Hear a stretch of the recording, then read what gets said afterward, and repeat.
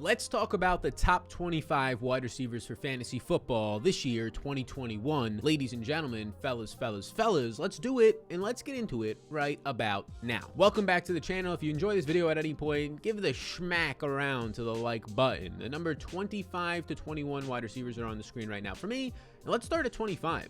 Mr. Jerry Jeudy. Now, Jerry Jeudy, a lot of people will say, oh, he had the dropsies last year. Okay, drops are not a sticky stat. Let's get this straight. People use that to put down other players like Deontay Johnson or Miles Sanders. Odell Beckham Jr. 2 years ago led the NFL in drops. Nobody's talking about that today. Nobody think that makes Odell Beckham Jr.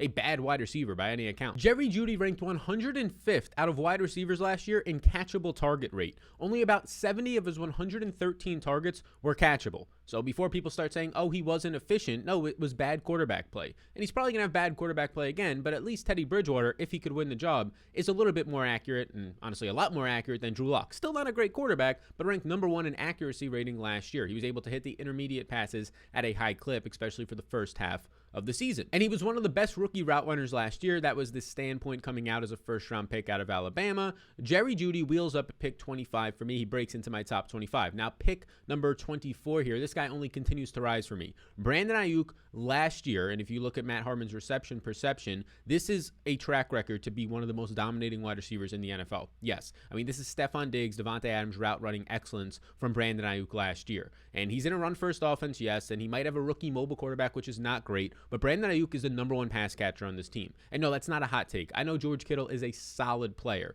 I know that a lot of people love Deebo Samuel and the somewhat gadget player that he is. But Brandon Ayuk is an alpha receiver. I'm talking the next top 10 wide receiver for versatility in all parts of the field. The yards after the catch monster, the physical route running abilities, but also ability to just get separation off the line of scrimmage and press. Everything was wheels up for Brandon Ayuk. He won at man coverage on 85% plus of his routes last year. That is dominating, and he's already having a fantastic camp. He's number 24 for me. We continue to go up here, and look, this is a trend right now. Look at all these second-year wide receivers. They were fantastic last year, and Jerry Jeudy and Brandon Ayuk, and now we get to T. Higgins. And T. Higgins, for me, he's my wide receiver 23. It's right around where the market's taking him at wide receiver 22. Jamar Chase comes in, and now we actually get a discount, in my opinion, on T. Higgins. T. Higgins projects out for well over 100 targets for me through a 17-game season because I'm expecting the Cincinnati Bengals team, who still has a bad defense, shaky offensive line as well, which is not great, but bad defense, is going to play fast, and like last year, you're going to see Burrow be in the top 5 in pass attempts. Hopefully, he can stay healthy. And now T. Higgins, we already saw the breakout as opposed to Jamar Chase or some other rookie wide receivers that people may be taking higher because it's already there. We saw T. Higgins last year break out. And he did it in 6 games without Joe Burrow, who got hurt in game 10. And Joe Burrow honestly wasn't that great last year. Passing numbers-wise, if you look at the overall numbers, if you're somebody who doesn't look into actual per-game rates, well then yeah, it looks good because he was throwing 40-plus times a game. But yards per attempt and his accuracy wasn't the greatest. It was fine. It was above the rookie average, but it wasn't the greatest. Another thing that should upgrade this year. We finish out this top 25. I have no stance on DJ Moore. I'm right around ADP on him. No stance. New quarterback. Maybe it'll go bad. Might be the wide receiver 2 on his team. I really no stance, though, outside of that. He's fine at where he's going. Number 21 for me is Mike Evans. And I'm a lot lower on Mike Evans in the market. And I don't understand why the market's so high.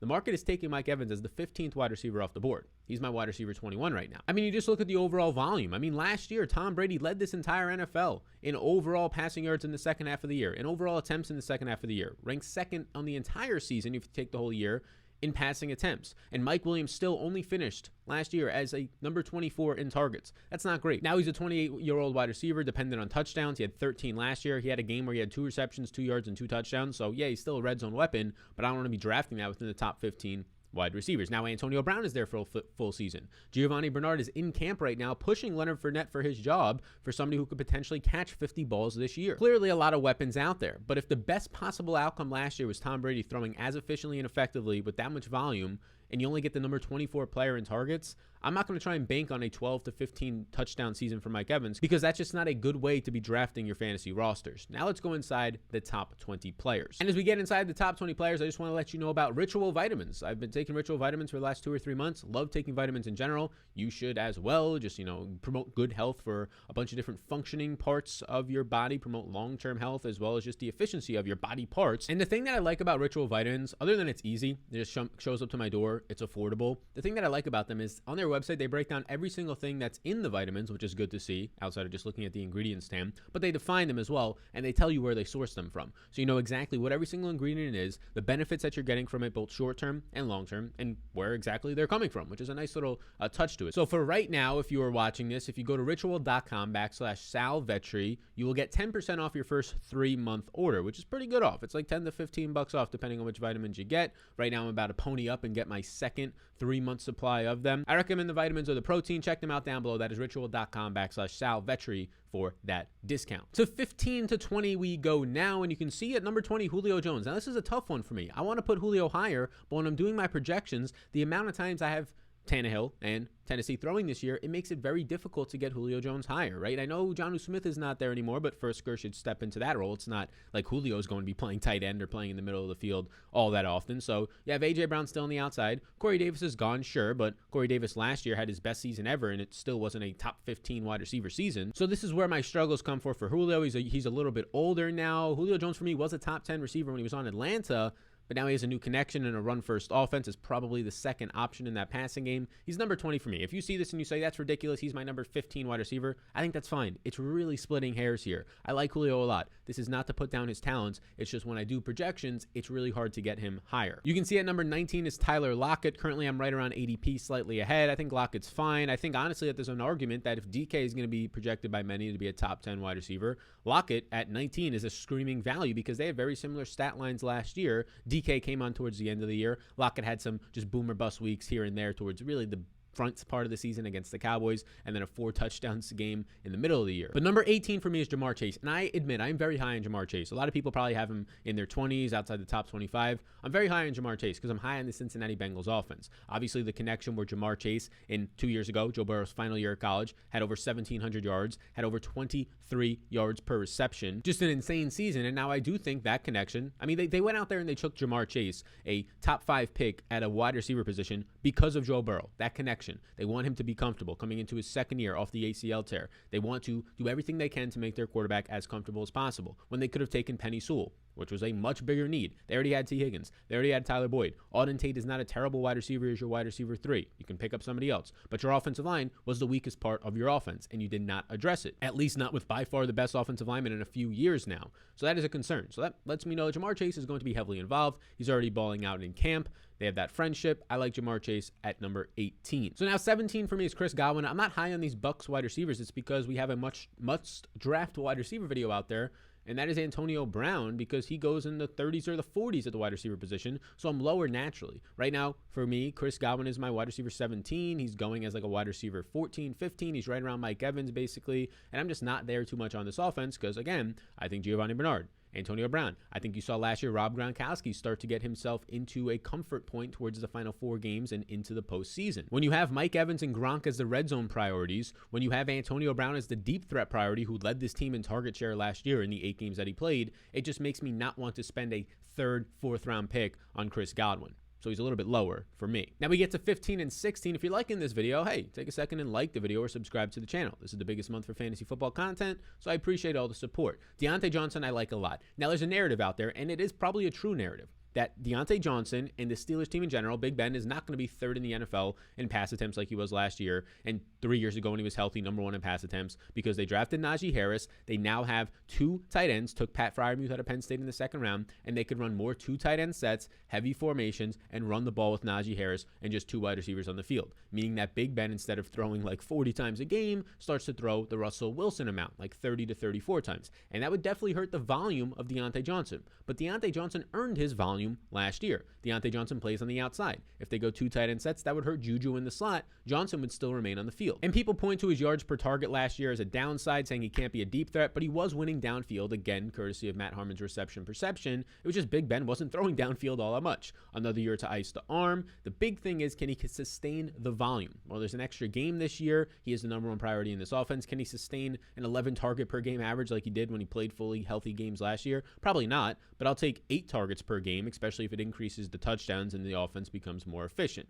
He's my number 16 wide receiver. Now, finishing up with these wide receivers, number 15 for me is going to be Robert Woods, and I don't really have a stance here. I'm slightly ahead of market on Robert Woods. It's basically Matthew Stafford, but we can discuss more of this Rams offense as we get into right now 11 through 14, because 11 through 14, right there, 14 for me is Cooper Kupp. I have a lot of Cooper Kupp this year. I really enjoy Cooper Kupp. There's obviously massive upside with Matthew Stafford there. You get the bounce back rate out of Cooper Kupp's TDs. 2 years ago, it was him with the big touchdown rate, and then it was Robert Woods with none, and that reversed last year. Who knows if it reverses this year, but on average, the law of averages says the touchdown rate will regress. And Matthew Stafford has supported 2 top 20 wide receivers before, and maybe not for full seasons consistently, because either he's gotten injured, or you've seen Kenny Golladay got hurt, or Marvin Jones gets hurt, but he's done it before with Marvin Jones and Kenny Golladay, and I have trust in Sean McVay and Matthew Stafford to actually get this done. Cooper Kupp will come off the field in 2 wide receiver sets. You saw it last year a decent amount, but also play on the outside for some of those. And they're going to run a lot of 3 wide receiver sets, especially with no Cam Akers. I don't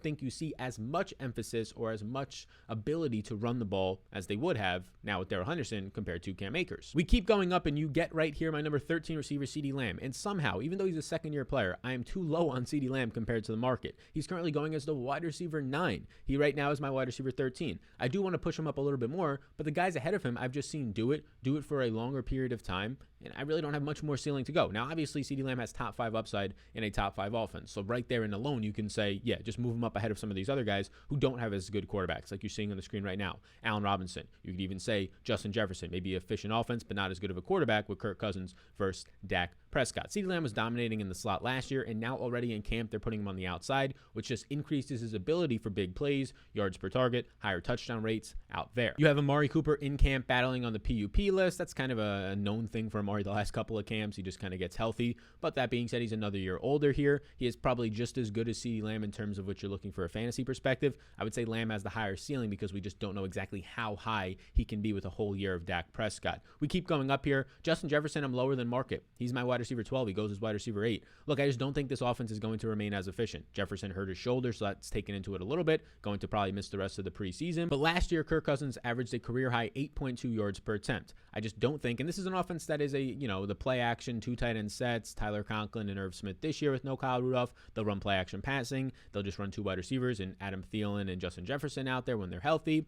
And that's what you'll get. You'll get efficient passing. But I don't think he's going to have another career year in back-to-back years. Just averages-wise, it doesn't make sense for Kirk Cousins. They want to run the ball. They took Christian Jericho in the first round, and even though they ran the ball a lot last year with Dalvin Cook, they want to run it even more. They took Kenny Ngakoue, a running back in this past draft. They have Madison out there as well. So for me, he's still a top 12 wide receiver. He's just not inside my top 10 because I do think the best rookie wide receiver ever or season is going to regress this year. And we go up a little bit higher here. You can see right now, no real stance on Allen Robinson. He's my wide receiver 11. You could easily tell me that he's your wide receiver 7 or 8, and I'd buy into it. Arguably, and I would say yes, the best quarterback he's ever had in Andy Dalton. If he gets Justin Fields, probably even an upgrade from that. So he's in a good position from those regards. And then he's just been doing it year in and year out, taking targets, winning in one-on-one and route running abilities on the outside, especially when he goes into the slot, which he does often. That's the one thing I can credit Matt, and probably a couple things, but Matt Nagy for is putting your best weapons into the slot. You saw it with Mooney occasionally last year, but a lot of Allen Robinson in the slot. That's good for Allen Robinson, my wide receiver 11. And now we get through 6 to 10 here, and we can start with number 10, and that man's name is A.J. Brown. A lot of people have him a little higher. It's nothing major. It's splitting hairs. He's my wide receiver 10. He goes as wide receiver 7. I could easily make the case for him to be wide receiver 6, 5, 7, 8, right? It's just all splitting hairs for me. He's barely at wide receiver 10. Could easily be wide receiver 8. I'm projecting him for around 140 targets. Look, he's just an elite size and speed specimen. 90 percentile speed, just like Julio, right? Julio was 99 percentile, and he weighs 228 pounds coming out. Last year, he was number 2 in yards per route run. And in his first 2 years in the NFL, he's finished top 11 in yards after the catch. And in his first year as a rookie, he finished number 11, even though he only played 14 games. In his first couple of games, he was slowly getting into it with his snap count. So I expect him to be around top 5 in yards per route run because this is an efficient offense, around top 5 in yards after the catch. And with those abilities, with your size and speed, and then you bring into account the touchdown upside in the red zone, it's hard to not finish as a top 10 wide receiver. Number 9 for me is Amari Cooper, and this is the spot that is interesting. Like, he's still on the PUP list. I love Amari. I think think he's massively underrated. He earns a lot of targets, but could this be the year where Amari goes to, wide receiver 15, nothing crazy, and CeeDee Lamb is the wide receiver 9 or the wide receiver 8? And I think a lot of people are already just assuming that, and I think that that's an ability, but if CeeDee Lamb's already going as the wide receiver 9, how much more value is there for that? If he finishes as the wide receiver 8, okay, that's what you drafted him to do. It's not like he really hit his breakout because you drafted him to do that. There's no value there. I'm projecting Amari for 150 targets. That's about 8.8 per game. He's very versatile. He can go into the slot. Last year, he was in a volume offense, a high volume offense that's going to be that again, as their defense does not look to improve all that much. And he averaged 8.1 targets per game last year. I'm expecting similar this year. We keep going up now to the number 8 receiver, and you can see Terry McLaurin. Love this guy. I'm very high on Terry McLaurin, obviously, at wide receiver 8 because he goes as wide receiver 11. He gets Ryan Fitzpatrick, who was actually good last year. Fingers crossed that stays the same, as he finished number 9 overall with 7.8 yards per attempt. He was number 2 in deep ball accuracy and 13 in overall accuracy, and now you get a route running just savant in Terry McLaurin. He's physical. He wins in all parts of the field. That is Terry McLaurin. I'm projecting him for 145 total targets, and that is 8.3 per game. He ran a route on 100% of his quarterback dropbacks last year. And we're getting into it. We're getting close to the end here. We're getting to the top 7. Hopefully you're all enjoying this video. Check out a bunch of the other videos that we already have. We have a top 25 running backs, the 10 rookies that you have to draft. I mean, we have a ton for Fantasy Football 2021 already out, and more coming as the season gets closer. Number 7 for me is a man that is underrated in my opinion. Now he's 29 years old, but Davante Adams is about to be 29 years old as well. And this man's name is Keenan Allen, who last year, Davante Adams per game averaged 10.6 targets per game, led the NFL. Keenan Allen, number 2 overall in target share with 10.5 targets per game. That's how good he was when he was healthy out there, and that's how good Justin Herbert was. Now, maybe there's some fan noise on the road, you go to Kansas City, you go to Denver, maybe that hurts the rookie or a second-year player now in Herbert who didn't have to deal with it last year. I buy that a little bit, but not too much. And not enough for Keenan Allen, a route running master, a guy who goes into the slot and dominates, to take a step down. I have him projected for over 160 targets, top 3 in targets for me. That's 9.4 per game. And not only was he getting targeted in terms of in between the 20s, in the red zone, he had a 25% target share. So he has the volume and he has the touchdown upside. The 2 major things that you want to see, being able to earn targets and receptions and having that touchdown upside as a wide receiver. And last year, this Chargers team finished 5th overall in pass attempts, and it's only going to remain the same. When your workhorse running back or your number 1 RB is Austin Eckler, an Alvin Kamara prototype, except more buff in a bulldozer style Alvin Kamara, well, that's going to lead to a lot of passing down situations.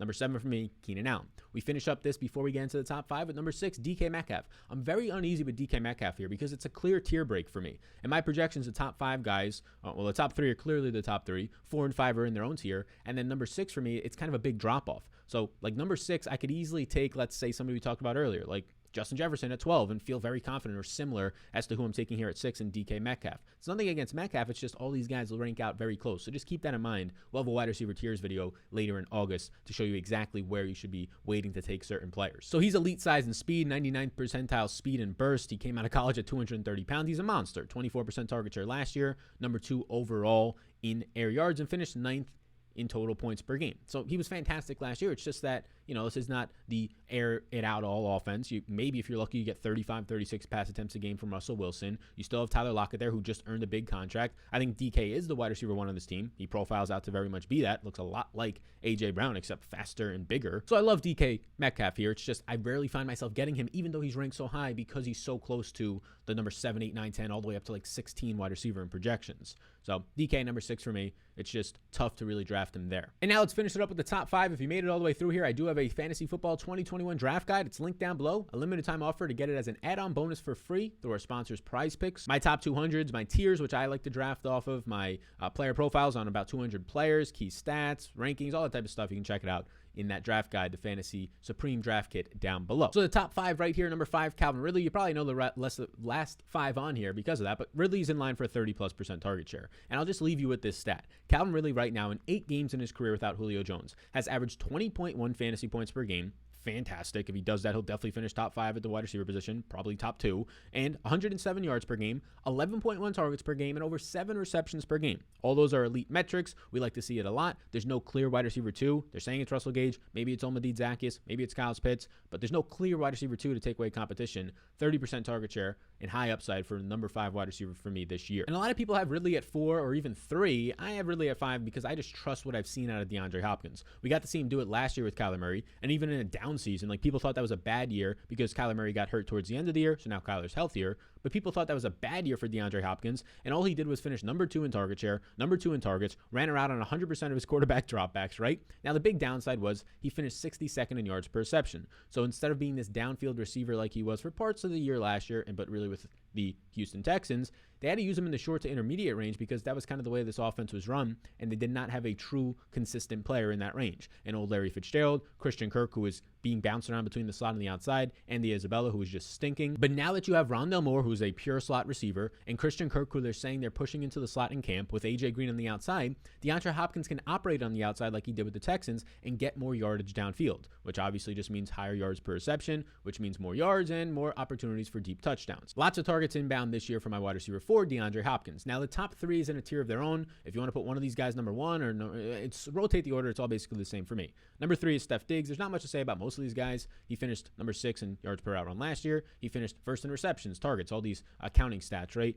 Yards, all these types of things was him last year. Steph Diggs in line for yet another big season, in my opinion. He's unguardable in all parts of the field and the clear number 1 in Buffalo. Number 2 is Tyreek Hill for me. This guy's just a monster in speed. Remember, he ran a 4.29 at his pro day, 40 time. Just we've never seen things like that before out of a player of his size, the wide receiver position, built like him. And it showed in the NFL now. And now he's still in this Kansas City Chiefs team where he blows by any defenders, where it doesn't matter how the offense they put on him when he has a weapon like Patrick Mahomes throwing him the ball. And oh yeah, there's no clear wide receiver 2. Now, Sammy Watkins wasn't taking away a ton of targets, but he was clearing out the underneath as a respected wide receiver. When you're replacing that now with maybe Byron Pringle in the slot or McCole Hardman at best, it's not going to be great. They're changing McCole Hardman's route tree, so maybe that changes some things up, but Tyreek Hill's still going to be dominating. Travis Kelce's still there, had the best year ever as a tight end, now being drafted as like a top 6 pick in fantasy, which is crazy, but he's older. He's 32, going to be 33, so Tyreek Hill is in his prime right now. I expect Tyreek Hill to see a lot of receptions. He averaged 8.9 targets per game in 2020. I have him right around that 8.5 range in a high-powered offense. Maybe not 17 total touchdowns this year, but expect double-digit touchdowns. And drum roll, please, as we finish it off with the number 1 wide receiver. Like this video if you're enjoying it right now, and that man out of Green Bay, now that he's got Aaron Rodgers back, is